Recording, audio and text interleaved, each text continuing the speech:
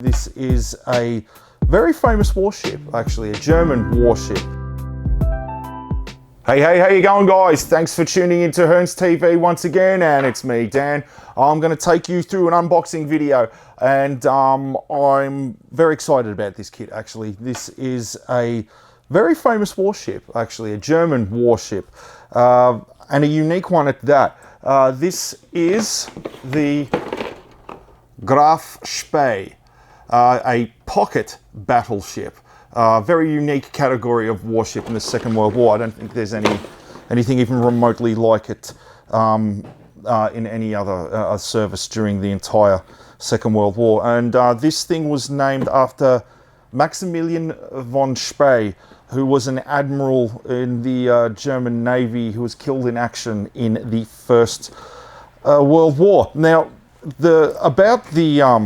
the Graf Spee is there was a pocket battleship. After the Treaty of Versailles, after the end of the First World War, the German Navy was limited to have warships at a maximum of 10,000 tons. So they couldn't have large-scale battleships like the British or the Americans. So they came up with this, the Panzerschiff, or armored ship, or affectionately known to as the pocket battleship. Truth be known, its weight was a little bit closer to 15,000 tons, so they cooked the books a little bit on this one.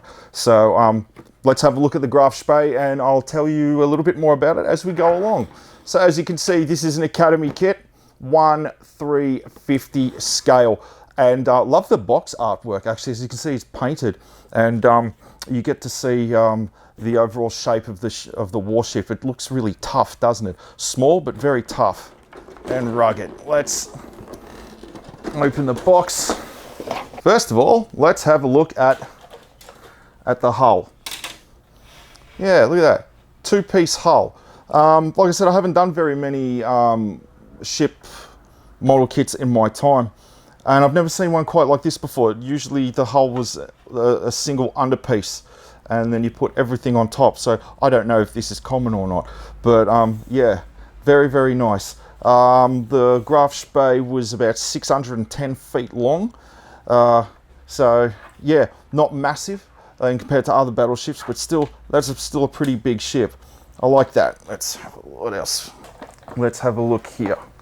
What do we got next?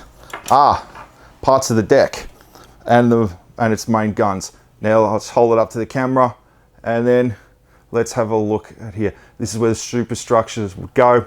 I'm guessing that would be this is where the conning tower would be, and I'm guessing that's where the funnel was.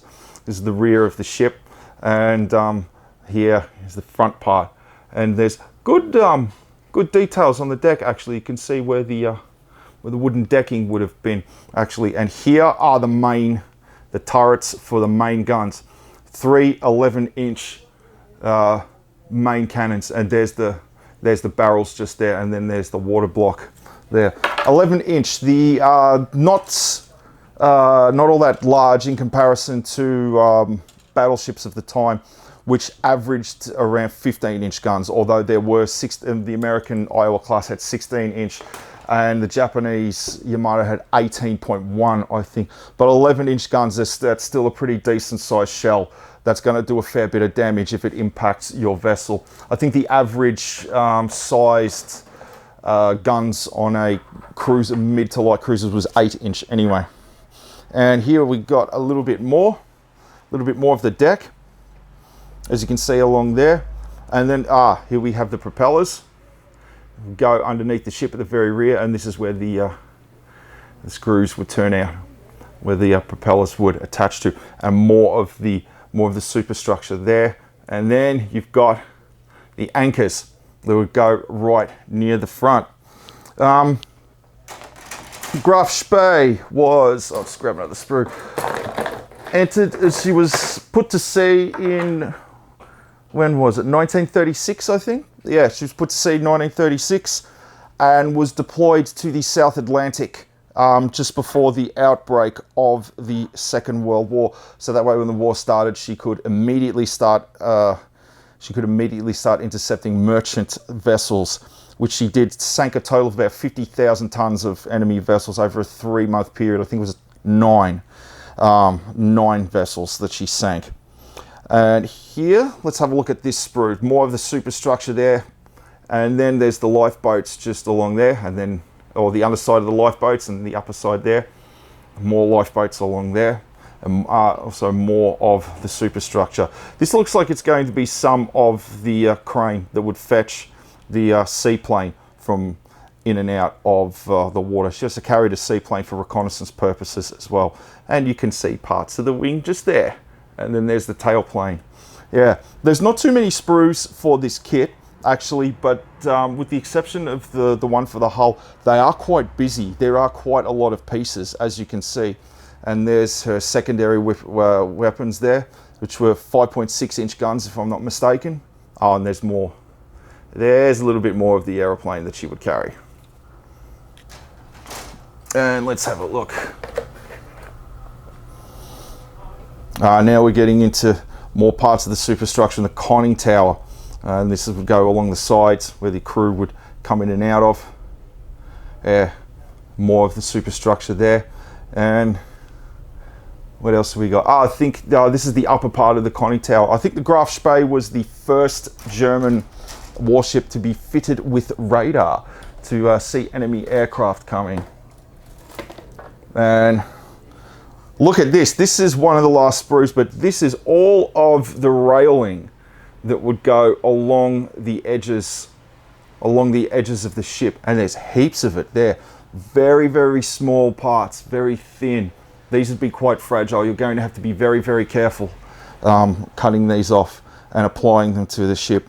This is more for your advanced model maker than anybody who's a bit of a novice or is new to making model kits. And lastly, last sprue, as it says there, Admiral Graf Spee. And this is where they'd be resting on the table, and then you'd slot those in there, and that's what the ship would sit on when it's finished. And then you attach its name to the side. All nicely painted up and looking quite menacing. And have a quick flick through the instructions just before we go. And black and white, fold out, 8 pages.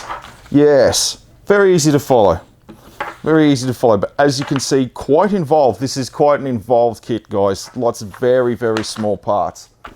Yeah. Oh, and of course, just one more thing. And a little bit of decal stickers that you can chuck on to give it a little bit more of authenticity. There. Now, just before I go, the Graf Spee was quite menacing presence in the South Atlantic, attacking merchant ships, and the British sent 3 cruisers after her, which the Graf Spee severely damaged all 3 of them, but she was actually damaged herself in the exchange. She managed to make it to a port in Uruguay and was undergoing some repairs when they received reports of vastly superior British naval forces waiting for her to leave the dock. That was actually untrue. So the crew decided to scuttle the ship, and she sank just off the coast of Uruguay. And yeah, that in 1939, not long after the Second World War started.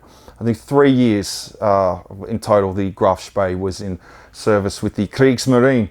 And yeah, that's that. And that's the Graf Spee. Very cool kit, guys, as you can see. But once again, very involved. Lots of very small pieces. Not for your early on model. It's definitely for your more advanced one. But beautiful kit. Once again, Academy always make fabulous kits. You are absolutely going to enjoy it. But yeah, all right, guys. I hope you like this video. Thanks for tuning in once again. Don't forget to like and subscribe. Don't forget to like and subscribe. We'll say that properly. Yeah, I hope to see you in the store sometime soon. And as always, guys, cheers and rock and roll.